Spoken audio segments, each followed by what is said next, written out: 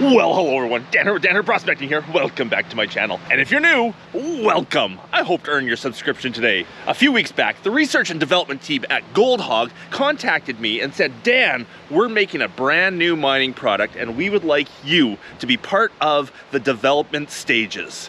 Would you test out and give us feedback on our brand new product? And of course I will. I love doing this kind of stuff. So today I'm gonna start unboxing the item, see what it looks like, see how easy it is to put together and assemble, and maybe start some testing and see if I can give them any feedback that might be helpful in them developing this brand new gold recovery system. So wish me luck, and I hope you enjoy.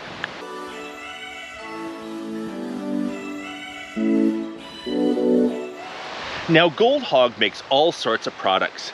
I am a big fan of their mats. Their multi-sluice is amazing, a great product. I did a review of the Gold Hog pan, the Hog pan, I think they call it, and I am not a fan. I think it misses the mark. And after a scathing review of that pan, I'm surprised they asked me to do any more. But I guess they liked my honesty and they've asked me to check out this thing too. This new product of theirs is kind of the equivalent of a gold cube. It's a vertical recovery system that goes down through layers just like the gold cube. I haven't even unboxed it yet. I don't know what it looks like. That's what I'm doing today, and we'll set it up and run it for the first time and see what happens. The Boar Box from Gold Hog.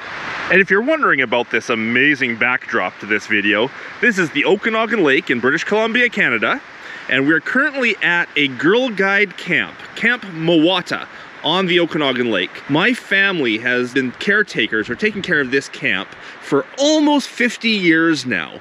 And because we volunteer our time to take care of this camp for the Girl Guides, they allow us to rent it. Yes, we have to pay, but we rent it for a week every summer, and we come out here and just enjoy life at the beach over top of Okanagan Lake.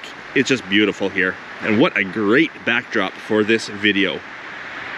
And of course, I've brought in some material to test it out today because there's no, gold-bearing material here at the camp to run through the machine.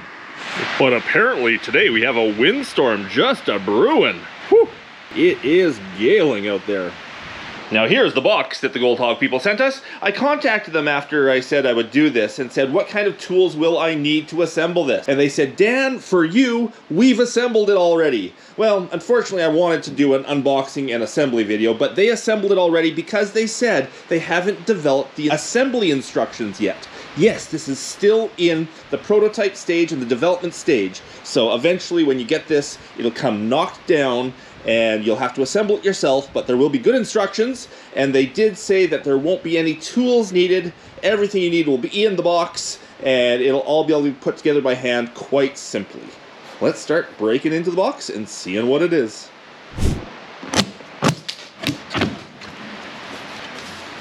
Woohoo! I got a box of paper!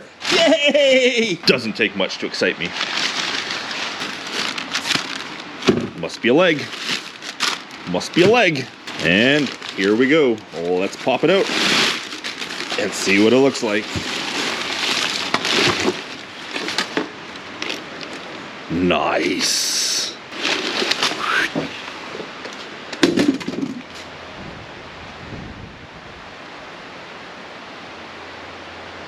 Now, I said this was the response to the Gold Cube just because it kind of uses the same idea of material going in the top and then going back and forth and back and forth and back and forth down as it processes the material over its special matting inside. And it's definitely not the same as the Gold Cube in any way, but it's that sort of same principle of vertical separation rather than like a sluice, which is a horizontal separation of the gold and gravels. Liking it so far. Looks like it's very well made, guys. Gold Hog makes everything extremely well. And I see what they mean that you won't need any tools to assemble this. It looks like it's all put together with wig nuts, so you can take it apart, put it back together very easily. It's using very thick, strong aluminum. I can see that for sure. Everything is really nicely made, no sharp edges, all well manufactured, but you come to expect that from Gold Hog for sure. There is a grizzly at the top, but I believe that is a removable grizzly, so if you have your material pre-classified, you can just dump it in. If you are classifying on the spot, You let the Grizzly do the work. It's designed with a water bar at the top. It's designed to run in a tub. It doesn't take much water to run this thing. I think they said they were sending a pump with it. I hope so. Because I don't have a pump with me today, and I do want to run this today. And let's check out the legs. In our communications back and forth, they did say that they're testing 2 different types of legs, and I think they actually sent me both types, that they want my feedback to see what works better. I think they said one was offset and one was straight, but I will check them both out and see what I think will work better for, you know, usability. This package, let's have a look.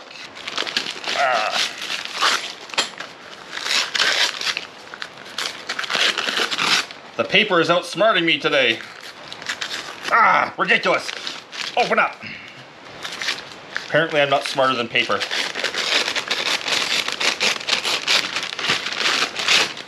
There we go. This must be their other set of legs, straight legs. Okay, so straight legs are much smaller than the big curved legs, but also means smaller is, you know, lighter and easier, and yeah, we'll try them both. And I see they did send me some piping and a pump. And apparently I need a battery, but I think I can find one of those around here. This is what Gold Hog has sent me. You know, 2 straight legs, 2 offset curved legs, the machine itself pre-assembled, 1100 gallons per hour bilge pump, and a piece of pipe, and some extra hardware for attaching the legs and whatnot. Now the leg system, whether we go with the straight legs or the curved legs, will be attached into these little brackets here that they've made that are adjustable, so you can adjust their angle, forward, back, up, down, in, out, all that kind of stuff. Nicely adjustable, using like 1/8 inch thick aluminum, so it is solid material for sure. And one thing I have found with holders like this that I've made before, if I use too thin a sheet metal on this, is that the threads do strip out over time. So thicker material will be nice for that. If they can develop an insert that uses a steel thread rather than an aluminum thread, that's even better. And actually looking closer at this, I think this is plasma cut steel, not aluminum. From a distance, it just looked like the same metal. Everything's aluminum here, but looking at this, no, this is definitely steel already. So they've thought that through already, that these brackets need a little bit more strength than aluminum can give you, and they've made these out of steel. So perfect. On my machinery that I made, I've made these out of aluminum, and these threads have stripped out because of it. They've probably seen that before on some of theirs, so they've gone to the more durable steel on this piece. Good job, guys.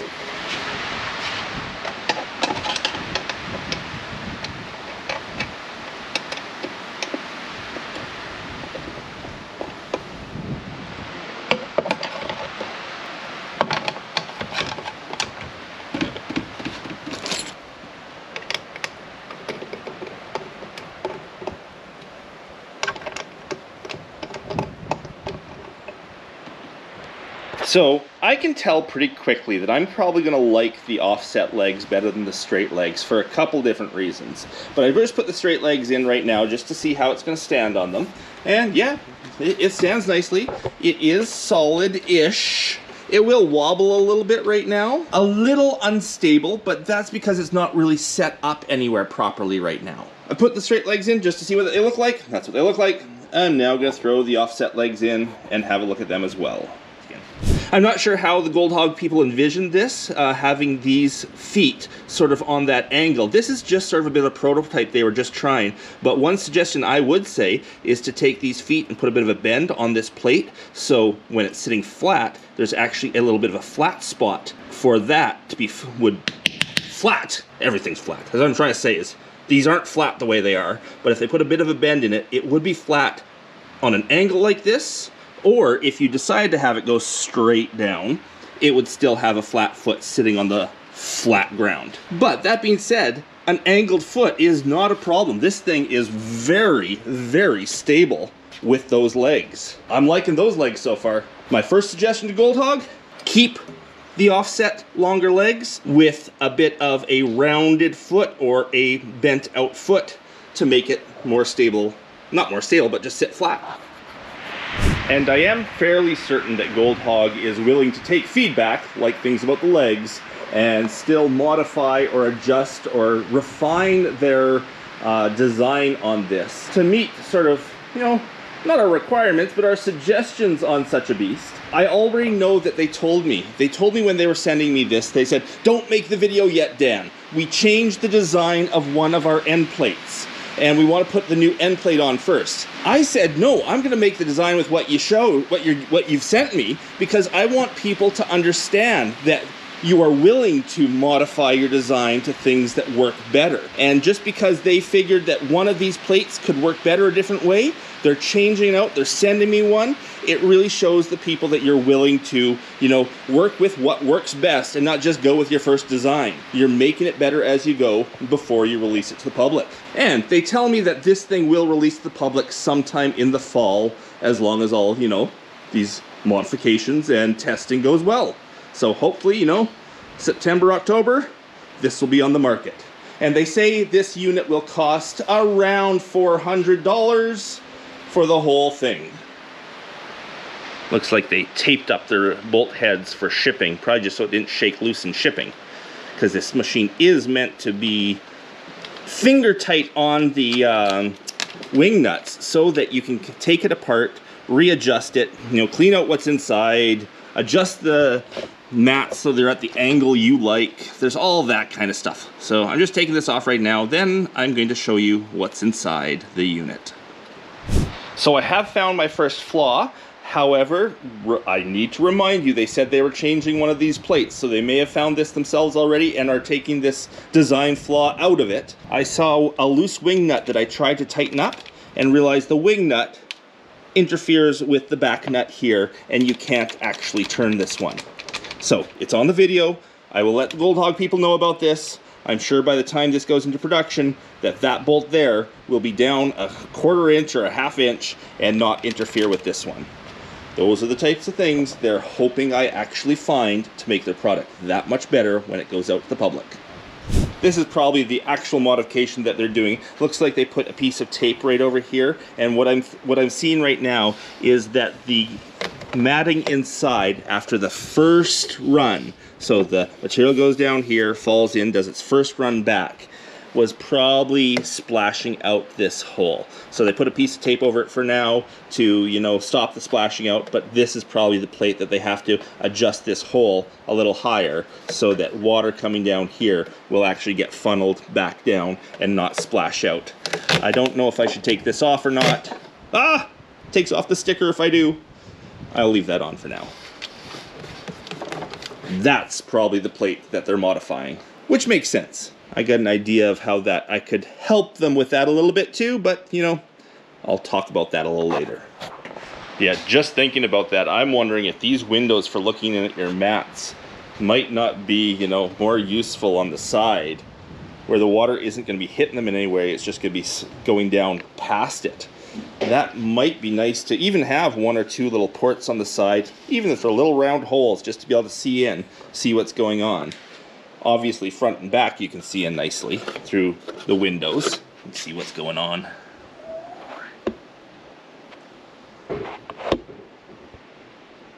I doubt my camera will focus really nicely in that, but you can see the multiple layers of matting inside. The material is just meant to flow over as it captures the gold. Now I just pulled the grizzly off the top there, 2 wing nuts on the back. Pull the grizzly off. If you want to feed this without a grizzly, easy enough to pull that off, and you can feed classified material in here.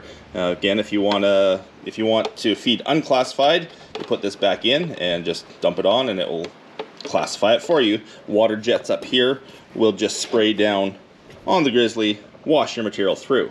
Another thing I would recommend to them, if they can figure out a way, right now they have just tape holding the bolts in place. I was kind of thinking that's really nice having tape on there, not that tape would last, but tape, because you can just easily slip that in place and put your wing nuts on.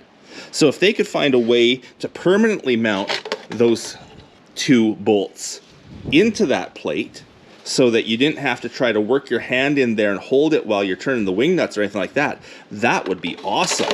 And then it would be just a simple slide in, spin on a wing nut, and you've got that in place. Or spin off your wing nuts, pull it out, and it's gone.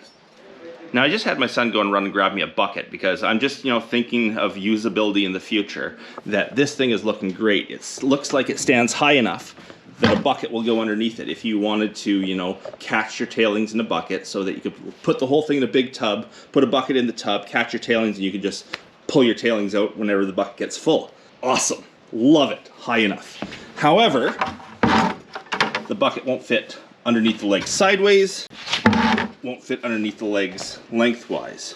So, if they wanted to keep offset legs in some way, if they could make the offset high enough that the bucket could still go through, and you could end up with a bucket underneath there catching your tailings, and we're just talking your typical 5-gallon bucket, that might be another idea that makes this a little bit more usable in the field, because it's really nice if something like this you could run higher volumes through without having to take it out and empty your tailings. Having a tailings bucket that you can just pull the tailings bucket, dump, and keep going, awesome idea. But that would mean that these offsets would have to be up high enough that the bucket could slip in underneath them. Now I can lift the whole thing over the bucket, but it would be nice if you could leave that in place and not have to, move it in any ways and get the bucket underneath.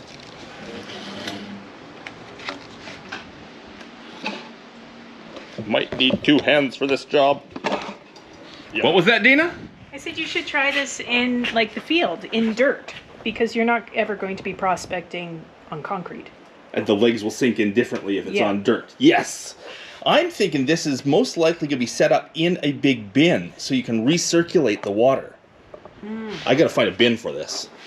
Now they managed to find a pipe for this 1100 gallon per hour bilge pump that fits perfectly in their PVC pipe here. It was a little tough to actually push in. It was hard to figure out how to push it in, so I'm wondering if not having a proper fitting rather than just a press fitting in there wouldn't be better. Probably something they'll end up doing anyways, but yeah, that's just an initial thought right there.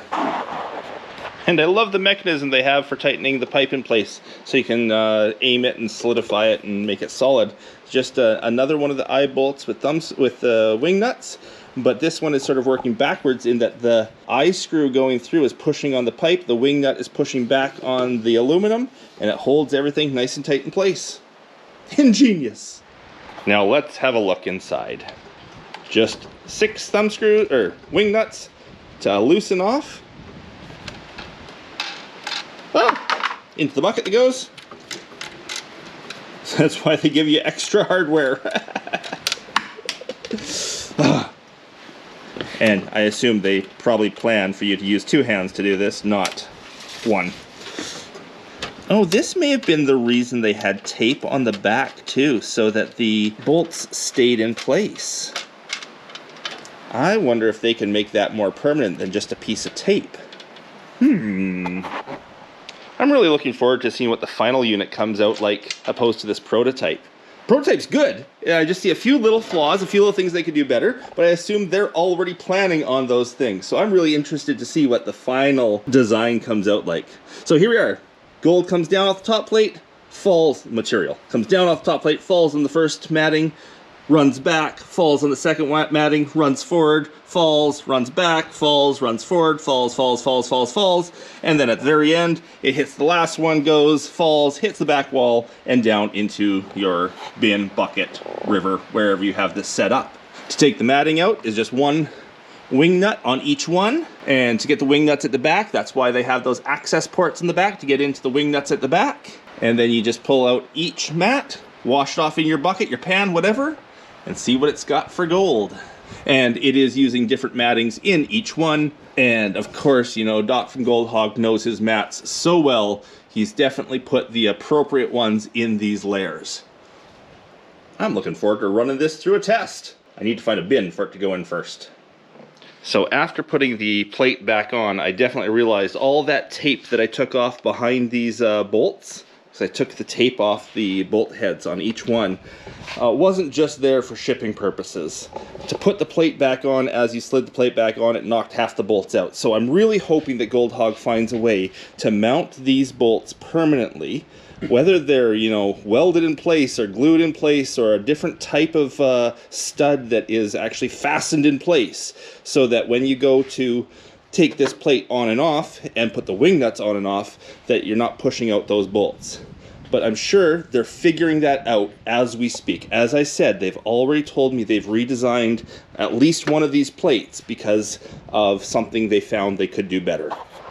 And as always, when running through a tub, I will be using a bucket-in-bucket system so that the tailings fall into one bucket, then the water overflows that bucket, falls into the second bucket, where the pump picks up and recirculates it. Keeps debris from being sucked through the pump, wrecking the pump, and, you know, pumping gravel through your machine that you don't want pumped through the machine. So, bucket in bucket, let's fill it up with water. The wind is blowing pine cones all over the roof. We keep hearing this thunk, thunk, thunk. That is crazy how much wind's out there right now. Small boat weather. Well, we had to move to get closer to a truck because I didn't bring a 12-volt battery with me today, so we're just using the truck battery. But there we go. We are pumping water through the system. You can see it going over top of the matting inside, going down each of the layers, pouring out the bottom on into the tailings bucket. Spray bar at the top, washing through the grizzly. There it is running. There's a bucket of gravel. I need to find a shovel, and we can put that through there. Let's see what happens. Now this gravel I have should be very interesting. This comes from a gravel pit just up the road where everyone goes to sight in their guns. So all through it there are shells, there should be smashed bullets, there should be shotgun pellets, all sorts of heavy stuff should be in this gravel.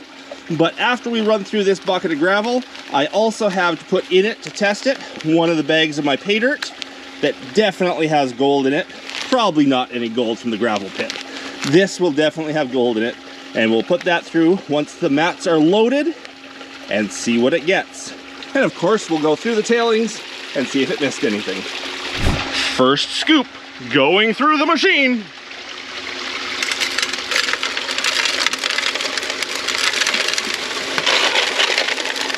Now, one problem I see right away is that our tailings are just going to be falling into our bucket.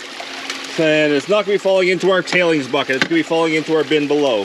So, another suggestion, if they want to, if they made this plate longer and funneled it out with very slight sides bent up, they could funnel it away so that it could dump into a catch basin or something else and not just fall down straight. You know, 4 or 6 inches longer, tapered in with the edges just folded up a little bit, might make that plate a little more useful. And Dad found a solution for us for today.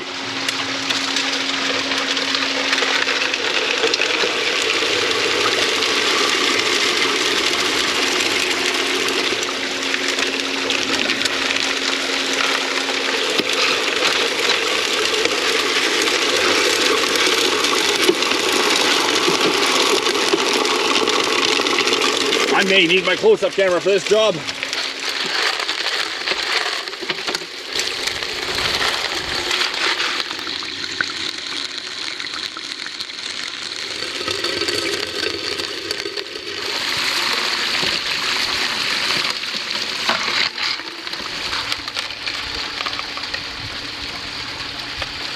And one issue you always find with round punch plate, no matter what machine you're using it on, if you use round punch plate, the round rocks fit in the holes perfectly and plug them off. So you do have to be sort of cleaning those punch plate holes fairly often to keep them doing their job. Again, if you're running classified material, you don't need this at all. Just take off the 2 wing nuts and it's gone, and you can run unclassified material through here all day long without having to worry about the grizzly plugging up.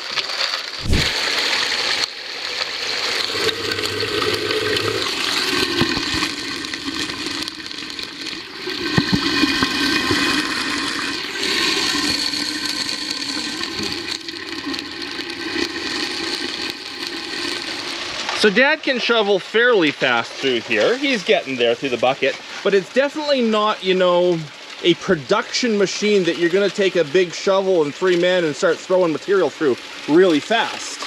It is more for, you know, either finishing off ponds or just, you know, a slow leisurely day at the river shoveling things in.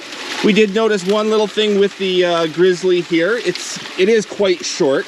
Kind of would be nice if there was some way it could, you know, scoop up more and have a longer grizzly to wash things better.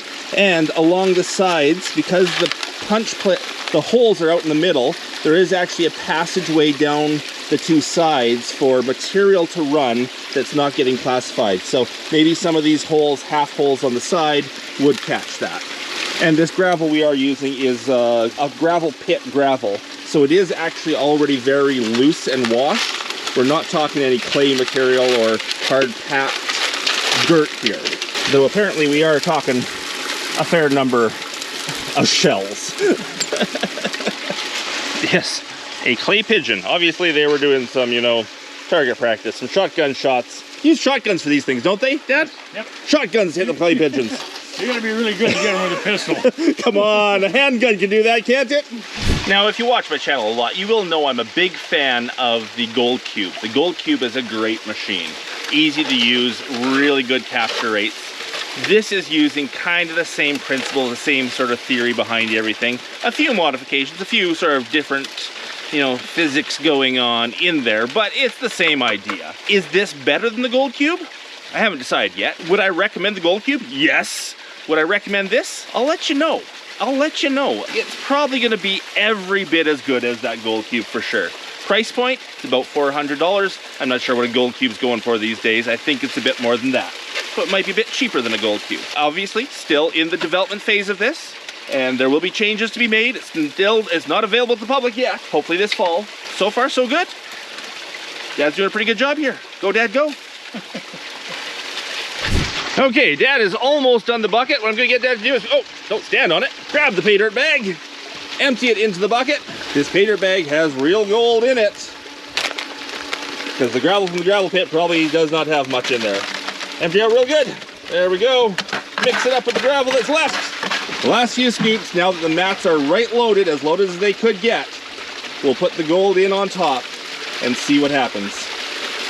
Probably should have changed out the tailings bucket before we did that, but oh well, we get to go through a whole big tailings bucket. Well, it'll be interesting to see how much is in there. For a first run, I think that was a pretty successful, good attempt. It was easy enough. There was no challenges to running stuff through there, other than maybe a little bit of material coming off the edge of the grizzly. Punch plate getting filled up with rocks, yes, and I would like to see a longer grizzly in some way. I know this whole machine is only like 8 inches wide. It would be nice if somehow they could get that, you know, hopper area longer so it had more area to wash. Another slick plate going in, maybe something, so it just had more chance to wash. But we're gonna let that run for just a second and then shut her down and see what it has in it.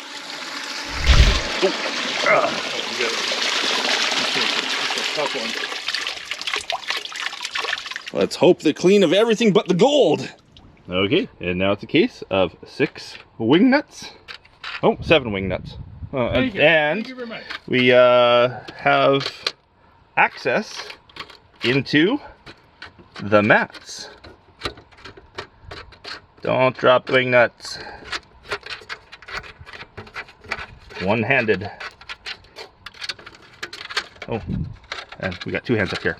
Three-handed. Three-handed. And then the plate comes off. I was intrigued to see what's against the plate. Oh, Nothing. plate's relatively clean. Now I do expect to see lots of this in here. There's a shotgun pellet of some sort, and because of what's going on in that gravel pit where we grabbed this material from, I'm expecting to see more of that. And this is the mat right here that should have most of the gold. As in every piece of equipment, 90% of the gold falls out in the first, 6 inches of capture area, which would be right there. Let's take off that wing nut and see what it has.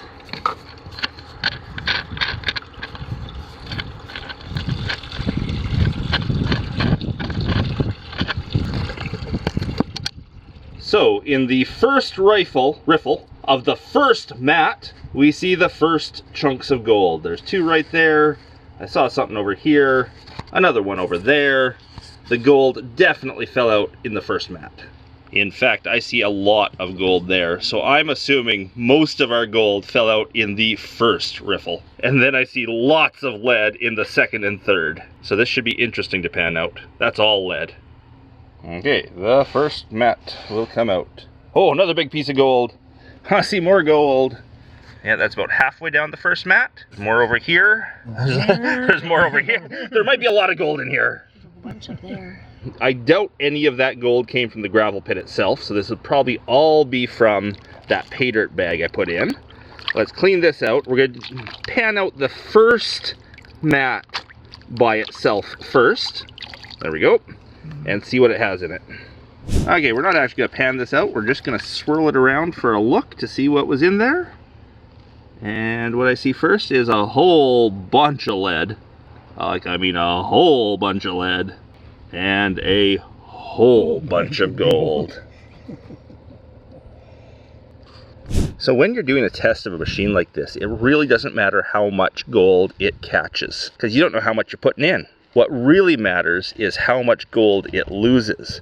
So we see a lot of gold here. There's gold everywhere. This thing is loaded in gold. I mean, there is gold everywhere. But what really matters is how much gold went through the machine. Because I could have put 100 times this much in and only got this much out, and that means the capture rate's terrible. But if this is everything that I put in, the capture rate's good. And this is still only the first mat that I've cleaned out. I haven't gone down into the second, third, fourth, fifth, sixth, or seventh. I'm not even sure how many there are in there. But we're going to put this off into a bucket and decide and see what the next mat holds. And that is a ridiculous amount of lead coming out of that gravel pit. Looks like Dad has decided to pan out our oversized and see if there was anything in it, although he's panning in a bucket that's far too small to pan in with a hose. I think we'll go down to the beach to pan this stuff out. I think we might have. Oh, I think I see a bullet in there. There's A squashed bullet. I'm not sure what we got there. A very squashed bullet. Anything more? Nothing. Nothing to speak of at all. One big bullet. So we'll take mat 2 out, see how it does. Then we're going to take the last mat out and see how it does. Then we'll take all of them and put them all together. And the real challenge is what's in there.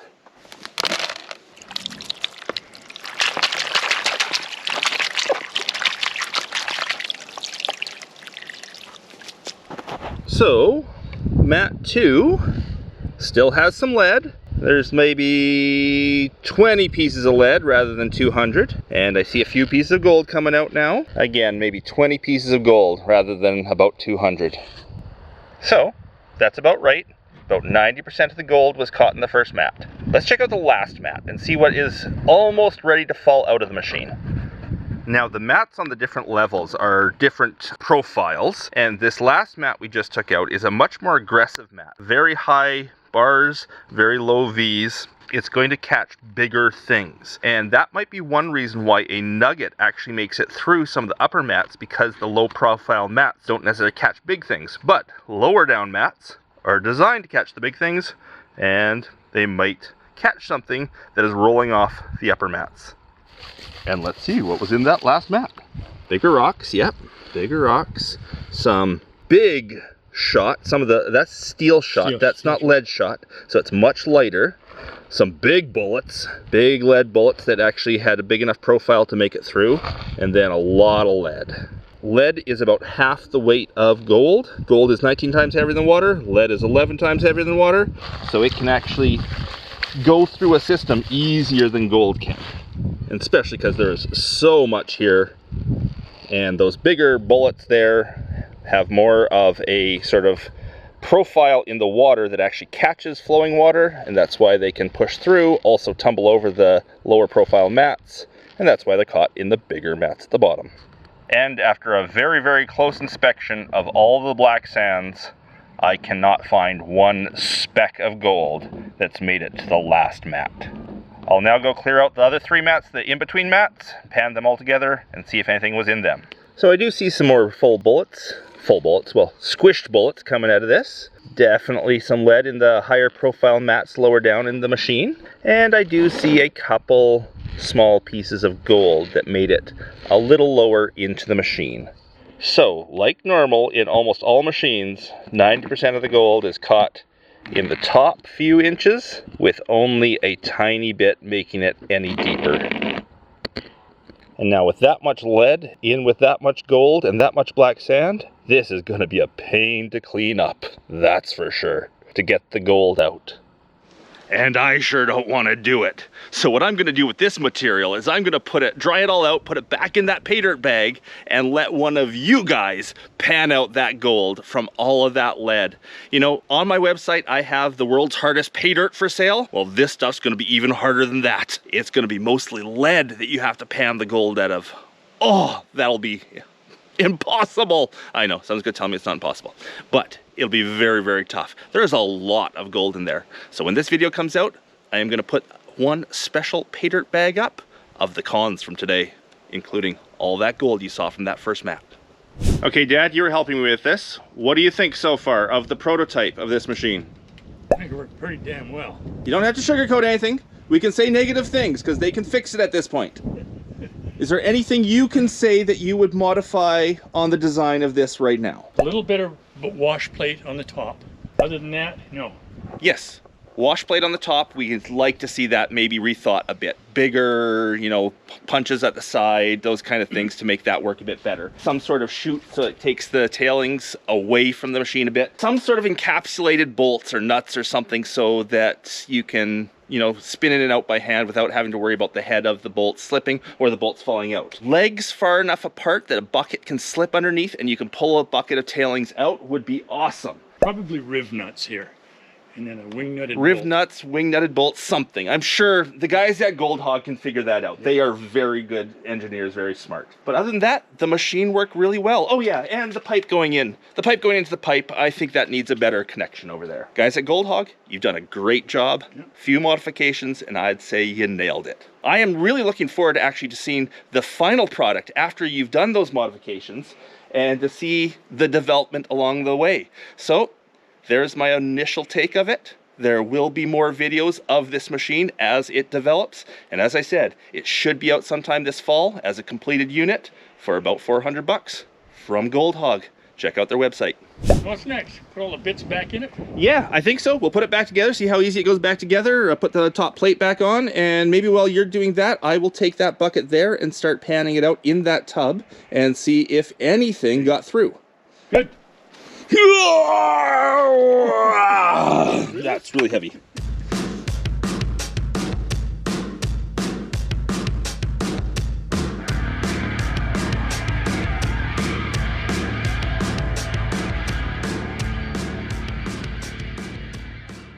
Well, the tailings had a tiny bit of black sand and 4 pieces of lead. So of the 400,000 million pieces of lead that were in it, 4 made it through, and a little bit of black sand, and absolutely no gold. That was a lot of panning to do a bucket like that quickly. Okay, gentlemen, after assembling it, what are your thoughts? So while we were putting the wing nuts, tightening them, there's these small gaps to put your hands in to tighten them. I have small hands and I couldn't fit my hands in there to tighten the wing nuts. Okay, so maybe a little modification of the gaps for assembling the mats in place, that you maybe have bigger cutouts, wider cutouts, or maybe ship the machine with smaller hands that people can put on. Something so they can get in there and tighten up those wing nuts a little easier. Another option might be to pull this back plate off. Or to take the back plate off, take both front, because when the mats go in, you have the front plate off, and the front ones are easy. It's actually just the back plate here that is hard to reach in and grab those. So possibly take the whole back plate off while you're assembling it, or maybe just, you know, increase the size of those so you can get your hands in. When these two were assembling this thing, I heard a lot of curse words coming out of that guy there. That guy. No, that guy there, yeah. So maybe a little bit modification there as well. So for Gold Hog products, you know, I love their matting. I love the multi-sluice. The hog pan, they missed the mark on that one. Just completely missed the mark. I don't like the hog pan. But the Boar Box, I'm okay with so far. Yep. A few little modifications, and this is going to be a good little piece of machinery. Might not be great for production work. You can't really just shovel in real fast, but if you're just taking it easy on the side of the creek, or maybe have some cons or something to go through at home, great little machine. But it's kind of the same with the Gold Cube. It's not a production machine as well. It's not designed to be shoveling through with 3 people on the side of a river just going hard at it. And same with this guy here. The Boar Box from Gold Hog. Expect to see more on my channel about this. Well, there you go. Unboxing and my initial thoughts of the Boar Box from Gold Hog. Watch back on my channel for more videos of this cool little piece of machinery, and keep a watch on Gold Hog's website for its release sometime this fall. Hope you enjoyed the video. If you did, please leave me that thumbs up. If I haven't earned your subscription already, I hope I earned your subscription today. And a big thanks for everyone watching, especially my patrons. Because of the support of my patrons, I get to make these weekly episodes of Dan Hurd Prospecting. Hope you're all having an amazing day. I sure am. Look at that scenery. And until the next video, bye. Bye. Bye.